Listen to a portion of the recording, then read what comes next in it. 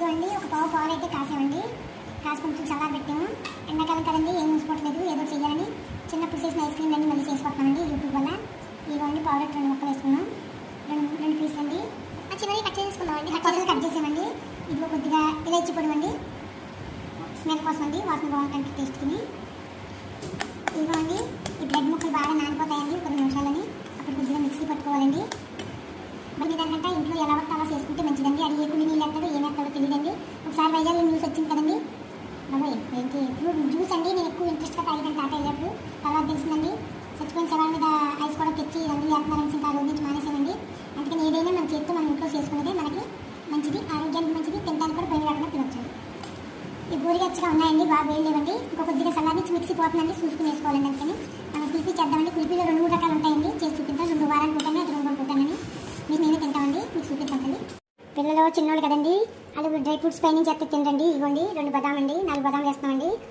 ఇవ్వండి కొద్దిగా జీడిపప్పు మురవండి. ఇవ్వండి ఈ 4 వేసి కూడా శుభ్రంగా పొడి చేసుకుందామండి అందులోని. అప్పుడు మనం కుల్ఫీ వేసుకుని తయారు చేసుకుందాం. ఇదిగోండి సగం సగం నలిగింది, దీంతో కలవది నలుగుతుంది అనేసి మనం పాలలో బ్రెడ్ నానబెట్టుకున్నాం కదండి, ఇది కూడా వేసేస్తున్నామండి ఇందులోని. అది వేసేసి మిక్సీ పెట్టుకున్నామండి.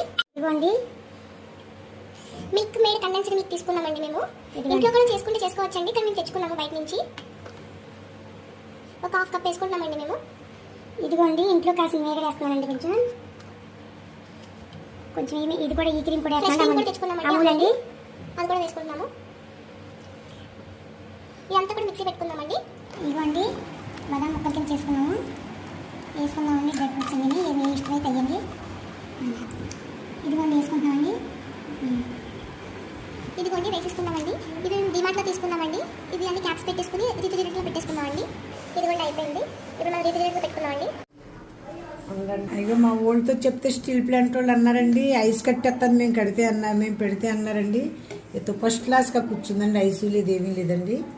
ఇదిగోండి నాకు తెలిసినంత వరకు కుల్ఫీ చాలా బాగా తయారైనట్టుందండి. ఇదిగోండి ఎక్కడ ఐస్ కట్టిందండి, ఎలా పాలు పోసాం అలాగే ఉన్నాయి. ఆ డ్రై ఫ్రూట్స్ అన్నీ పైకి వచ్చినాయండి. ఇంకా తింటమే అండి. రేపు పొద్దున్న మరొక వీడియోతో మీ ముందుకు వస్తానండి. ఇంకా మంచి మంచి విషయాలు చెయ్యాలనండి. మామిడి పండుతో చేయొచ్చు, దానిమ్మ పండుతో చేయొచ్చు, అన్నాటితో చేసుకోవచ్చండి. దీనికి ఏముందండి, ఏదైనా అండి. డ్రై ఫ్రూట్స్ చేయకుండా మా మనవడి కోసం చేసేవి ఇదండి. మజాయే వేరండి, చాలా మా మనవడు తినట్లేదండి.